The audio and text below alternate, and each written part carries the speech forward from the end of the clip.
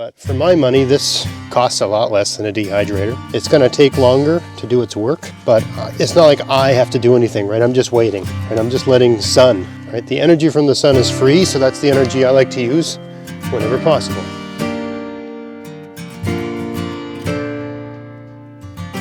Hey, it's Greg here with MaritimeGardening.com, and I'm out here in the garden harvesting some herbs. It's time to dry some herbs out. And I mentioned in a previous video that I do a video showing how I dry these off. I mean, there's different techniques you can use. This is oregano here, and I thought I'd just explain my process. These are, if you see up close, they're starting to flower, right? So, I mean, I really should have probably harvested these about a week ago, I guess. You don't really want them to flower. This is okay. This one, show you the contrast. So here's one with a relatively developed bud. This one here is just barely starting, right? That's when you want to harvest them, right? Because once the flower starts appearing, they're done producing foliage and they've gone to seed, right? By cutting them off now, I will reset the plant. Right, it'll produce more foliage over the next month or so because I've taken away its, it's gathered up a lot of energy to make these seeds. Now I've just kind of, ruined all its work by setting it back. So it's going to have to, make more leaves to gather more energy to make more seeds. Because the flowers, really, they're just seeds, right? So anyway, I'm going to continue harvesting all of this. I got a couple other spots to get them from, and then I'll show you what I do next, okay? All right, so here we are, and we're in the driveway now, and I've got all the oregano that can be harvested right now. And what I've got here is a drying rack, basically. It's some 1x3 with a couple little things to keep it up off the ground, and this plastic mesh. I believe this is a snow fence. I'm not going to go into explaining what snow fences are for. If you know what a snow fence is for, you know, and if you don't know, you probably don't need to know. So, yeah, the trick here is to just lay everything on. I mean, it's pretty low tech, right? So, I mean, there's going to be people that comment and say, I use a dehydrator. And sure, you can do that. And if, there's only so much oregano you could put in one of those devices. And of course you have to use electricity for it to work. And I mean, sure, it'll work, but for my money, this costs a lot less than a dehydrator. It's going to take longer to do its work, but it's not like I have to do anything, right? I'm just waiting, right? I'm just letting sun, right? The energy from the sun is free, so that's the energy I like to use whenever possible. So all I'm doing here is laying things down, getting as much of it on here as I can. All right, pretty self-explanatory. Once you get one layer, the more you put on here, the less effective it is at drying. But anyway, once you get one layer, you put another layer on perpendicular to that, like this, right? And then you got to get it somewhere where, it's a challenge here where I live because it's humid here. And there's days where, I think just yesterday or the day before that, it was 99% humidity outside. And that happens a lot here because we're so close to the ocean, and, that's the way it is. So it's hard to get things to dry out when you've got high humidity like that. Now today it's probably more like 50 or 60, which is about normal. So really you can't leave things outside unless they're covered in some way. And I'll talk about that a bit more as we go along here. But I can't just leave it here like this, because every night there's dew, everything, gets weather, put it that way. All right, so that's pretty good. Now, one way to accelerate things in a situation like this where I've got asphalt here and it's dark and it gathers heat. During the day, you just this happens to perfectly fit this drying rack, okay? But you put this sort of thing over like that. There's enough air space there. Air can move around a bit. If you're worried about there not being any airflow, you just lift one side of it, make a little air space like that, right? But just a means to make the air here warmer than the rest of the air to accelerate the process, right?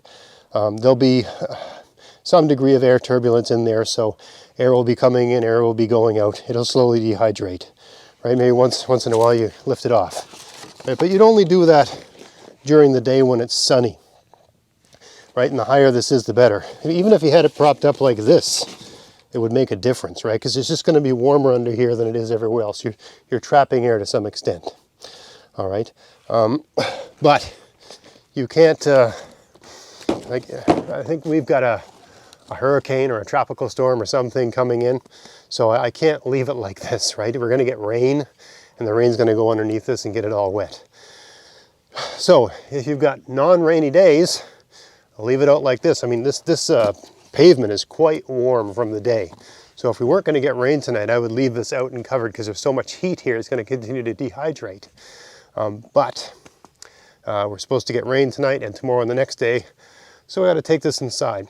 So two things I would do with this: put it in my garage. I put it on the floor, and I've got a fan up on the ceiling, just on low, just to create some air movement, right? Because you don't want it to. Where I live, there's always risk of things going mildewy and moldy. I have a little fan going, blowing some air around. I just have it in the garage. When it gets sunny and nice again, I'll bring it outside. And you got to have something like this over it to keep things from blowing away, because it gets windy here. Okay, so that's when you got a lot of stuff to deal with. Bulk, right? What if you have a small amount? Well, if you have a small amount, I like one of these cookie sheets. So this is thyme, and I picked this thyme a couple weeks ago, and it's dried now. It's basically ready to process, and I'll show you how I do that as well. But all this was doing was sitting on this drying rack in the kitchen in my house. I actually had it positioned so it was near my heat pump, so that there was airflow going over it. But I just had it indoors like that, and indoors the humidity is controlled. It's always at around 60% humidity. So this is ready to be jarred up right now, right? And this came from, you know, a bush of thyme about this big around, about this high, right? So drying, and people are going to comment and say, oh, I poured into olive oil and that sort of thing. You could do that. That flavors the oil. But when you've got this quantity, if you want to save it all for using later in whatever dish you use it in, you can only pack so many herbs into oil, right? I mean, if you want to do it all that way, that's fine, but you don't always want your oil to have the flavor of oregano or some other thing. You probably want your oil to have the flavor of oil, right? But yeah, you can do that technique as well, but I'm talking about bulk here. This is the way to deal with bulk. But let me show you how I get because I got a lot of stems here, and you don't want the stems. You want the leaves on the stems, right? So let me bring the camera a little closer and show you that trick. So I got the dried sticks here and the stems, and I do this on the kitchen table, and sometimes I get my kids involved in it. We normally do this over a big mixing bowl, right? But you just put the stem between your hand and you twist them like that. And you don't worry about, you know, waste. You just throw away the sticks basically, all right? And then you save the little pieces, right? So that's what you're left with, right? That's thyme. All right, so it's a little bit tedious because you're trying to get the little sticks out because you don't want them sticking in your throat. And you know, depending on how gentle or how rough you are when you're rolling it between your hands, you can be, you know, minimize the extent to which you have little sticks. And to some extent, those aren't a problem, but you know, if you get a lot of them in there, it can be unpleasant when you're eating. But that's all I do. Just go like that, right? Pretty gently, toss it. You can also just tie the herbs up in bundles, and if you're going to make a stock or something like that, tie it up in a bundle and just throw the bundle in the water. So if you're getting overwhelmed towards the end of the season, you got way too much and you don't want to do this for all of them, you just make little bundles, you tie them up with butcher's twine, and throw that in your pot if you're making a soup or a pasta or whatever, because you don't always need loose herbs like this, but they're nice to save like that as well. Anyway, that's how I do it. That's how I dry them out. It seems a bit tedious, but it's really not that much work. It just, you know, there's a waiting time for them to dry out, and then you got to get the leaves off the stems. But it seems like a tedious process, but it's really not as difficult as it looks. The main thing is that you get the things harvested when they're ready to be harvested, right? When they're just about to flower, there's no point in waiting any longer for them to put on more foliage. They're not really going to. They've changed modes. They've gone from leaf mode to flower mode. Once you see a bud starting to form, cut them all and get them drying. Once you've got them dry, another thing, I guess, when you're drying them, when you go to jar them up, pick a day when the humidity's low. I mean, if they're indoors and they've been indoors for the day and your house is all sealed up and it's all controlled, and, it's always 55, 60% humidity in a house, sure, jar them up. But if you've got your windows open and that sort of thing all the time, like I like to, you got to pick a day when the humidity's low when you go to put them in, bags or jars or whatever you're going to do. So there isn't too much humidity in with them when you put them in the jar. So they'll just keep nice as dried herbs. So anyway, that's how I do it. I hope you found that interesting. If you did, please like, share, subscribe. Check out my podcast, maritimegardening.com. And until next time, get out there, get at it, have fun in your garden. Thanks for watching.